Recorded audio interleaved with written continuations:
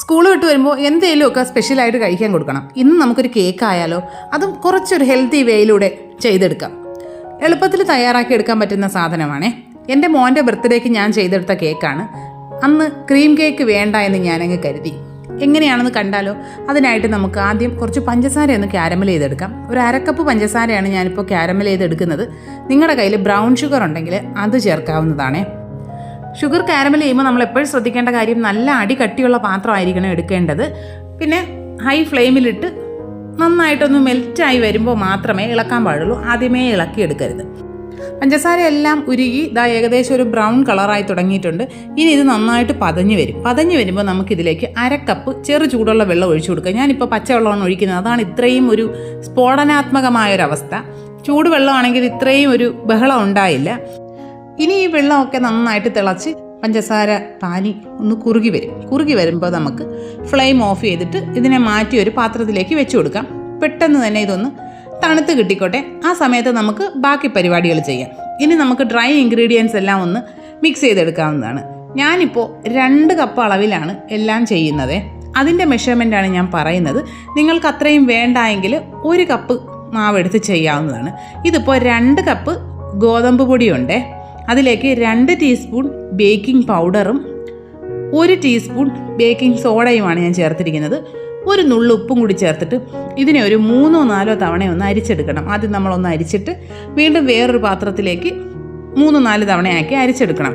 ഗോതമ്പ് മാവ് ആയതുകൊണ്ട് ഇങ്ങനെ അരിച്ചെടുക്കുന്നതിനനുസരിച്ച് കേക്ക് നല്ല സോഫ്റ്റായി കിട്ടും. മൈദമാവാണെങ്കിൽ നമ്മൾ അത്രയും ചെയ്തില്ലെങ്കിലും കുഴപ്പമില്ല. ഗോതമ്പ് മാവായതുകൊണ്ട് നന്നായിട്ട് അരിച്ചെടുക്കണം. ഇപ്പോൾ ഞാനൊരു 3-4 തവണ അരിച്ചെടുത്ത് മാറ്റി വെച്ചിട്ടുണ്ട്. ഇനി നമുക്കൊരു മിക്സിയുടെ ജാറിലേക്ക് 1 കപ്പ് പഞ്ചസാര ചേർത്ത് കൊടുക്കാം. ഇതിപ്പോൾ ബ്രൗൺ ഷുഗറാണ് ഞാൻ എടുത്തിരിക്കുന്നത്. നിങ്ങൾക്ക് വേണമെങ്കിൽ ശർക്കരപ്പൊടിയും എടുക്കാവുന്നതാണ്.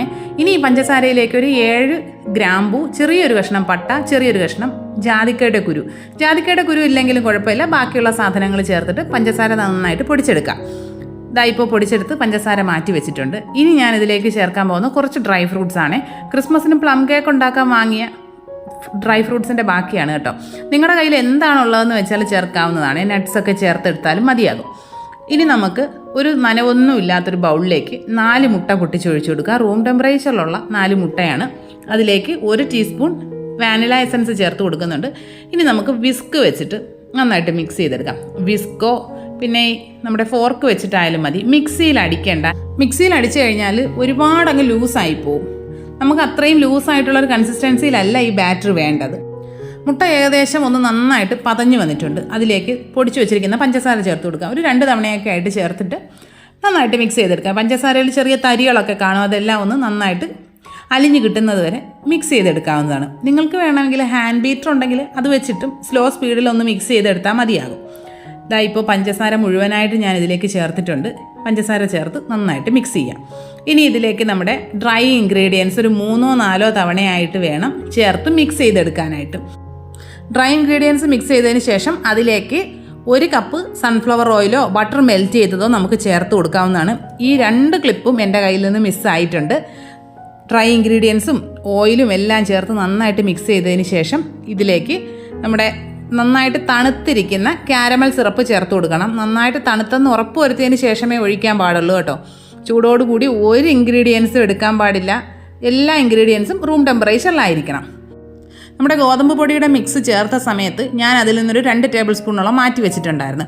അതിലേക്ക് നമ്മൾ എടുത്ത് വെച്ചിരിക്കുന്ന ഡ്രൈ ഫ്രൂട്ട്സ് എല്ലാം ചേർത്ത് കൊടുത്ത് നന്നായിട്ടൊന്ന് മിക്സ് ചെയ്തതിന് ശേഷം വേണം ഈ ബാറ്ററിലേക്ക് ചേർത്ത് കൊടുക്കാൻ. ഡയറക്റ്റ് ഈ ബാറ്ററിലേക്ക് ചേർത്ത് കഴിഞ്ഞാൽ ഇതെല്ലാം അങ്ങ് താഴ്ഭാഗത്ത് പോയി സെറ്റായി നിൽക്കും.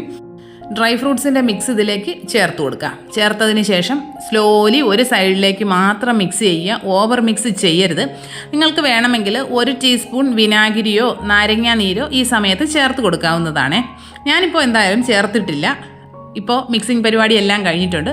9 ഇഞ്ചിൻ്റെ ഒരു റൗണ്ട് ടിന്ന് ഞാൻ കുറച്ച് എണ്ണയൊക്കെ ഒന്ന് ബ്രഷ് ചെയ്ത് അതിലൊരു ബട്ടർ പേപ്പറൊക്കെ ഇട്ട് വെച്ചിട്ടുണ്ടേ. ഇനി അതിലേക്ക് നമ്മുടെ ഈ ബാറ്റർ ഒഴിച്ചു കൊടുക്കുക. ബാറ്റർ നല്ല തിക്കായിട്ടുള്ള ബാറ്ററാണ്. ഒഴിച്ചതിന് ശേഷം നന്നായിട്ട് ടാപ്പ് ചെയ്ത് കൊടുക്കണം. പിന്നെ കുറച്ച് അലങ്കോലപ്പണികൾ കൂടി ചെയ്ത് കഴിഞ്ഞാൽ റെഡിയാവും. ഞാൻ ഈ സമയത്ത് തന്നെ വലിയൊരു അലൂമിനിയം പാത്രം അടുപ്പിൽ വെച്ച് നന്നായിട്ട് ചൂടാക്കിയിട്ടുണ്ടായിരുന്നേ. ഒരു 10 മിനിറ്റോളം മീഡിയം ഫ്ലെയിമിൽ വെച്ചിട്ട് നന്നായിട്ട് ചൂടാക്കണം. അതിലേക്ക് വേണം നമ്മുടെ ബാറ്റർ ഇറക്കി വെച്ച് കൊടുക്കാനായിട്ട്. എന്നിട്ട് മീഡിയം ഫ്ലെയിമിൽ ഒരു 45 മിനിറ്റ്സ് ആയപ്പോഴേക്കും എനിക്ക് കുക്കായി കിട്ടിയിട്ടുണ്ടായിരുന്നു. അത് നിങ്ങളുടെ അടുപ്പിൻ്റെ തീക്കനുസരിച്ച് ചിലപ്പോൾ കുറച്ചുകൂടി ചെറിയ കേക്ക് ടിന്നിലൊക്കെയാണ് വെക്കുന്നതെങ്കിൽ അതിനനുസരിച്ചുള്ള ടൈം എടുക്കും കുക്കാവാനായിട്ട്. ഏകദേശം കേക്കൊന്ന് 3/4 ഭാഗത്തോളം കുക്കാകുമ്പോൾ തന്നെ നല്ല മണം വരും കേട്ടോ. അപ്പോൾ നമുക്കൊന്ന് നല്ല മണമൊക്കെ വരുമ്പോൾ ഒന്ന് തുറന്ന് നോക്കി സ്ക്യൂർ വെച്ചൊന്ന് കുത്തി നോക്കാവുന്നതാണ്. ഞാനിപ്പോൾ ഒരു 45 മിനിറ്റ്സ് ആയപ്പോൾ ഒന്ന് കുത്തി നോക്കിയപ്പോൾ കറക്റ്റായിട്ട് കുക്കായി കിട്ടിയിട്ടുണ്ട്. ഇനി നമുക്കതിനെ പുറത്തെടുത്ത് വെച്ചിട്ട് നന്നായിട്ട് തണുത്തതിന് ശേഷം ഡീമോൾഡ് ചെയ്തെടുക്കാവുന്നതാണ്. നല്ല സോഫ്റ്റായിട്ടുള്ള സൂപ്പർ ടേസ്റ്റി ആയിട്ടുള്ള കേക്കാണ് കേട്ടോ. ഇത് ഇന്ന് കഴിക്കാനല്ല നല്ലത്, പിറ്റേ ദിവസം കഴിക്കാനാണ് അടിപൊളി ടേസ്റ്റ്. എൻ്റെ മോൾക്ക് ക്രീം കേക്ക് കഴിക്കാൻ പാടില്ല. അപ്പോൾ അതുകൊണ്ട് മോൻ്റെ ബർത്ത്ഡേക്ക് ഞാൻ ഉണ്ടാക്കിയൊരു കേക്കാണ്. അടിപൊളി ടേസ്റ്റ് ആയിരുന്നേ. എല്ലാ കൂട്ടുകാരും ട്രൈ ചെയ്ത് നോക്കുക. ഫീഡ്ബാക്സൊക്കെ കമൻറ്റ് ബോക്സിൽ അറിയിക്കുക. വീഡിയോസൊക്കെ ഇഷ്ടപ്പെടുകയാണെങ്കിൽ ചാനൽ സബ്സ്ക്രൈബ് ചെയ്യുക, ലൈക്ക് ചെയ്യുക, കമൻറ്റ് ചെയ്യുക, ഷെയർ ചെയ്യുക.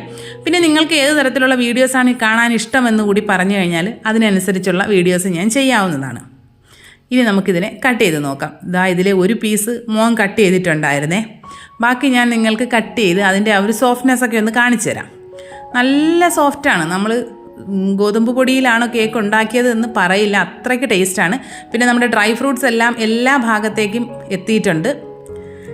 എല്ലാ കൂട്ടുകാരും ട്രൈ ചെയ്ത് നോക്കുക. ഫീഡ്ബാക്സൊക്കെ കമൻറ്റ് ബോക്സിൽ അറിയിക്കുക. ഇനി നമുക്ക് മറ്റൊരു വീഡിയോ ആയിട്ട് ഉടനെ കാണാം. അതുവരെ ബൈ.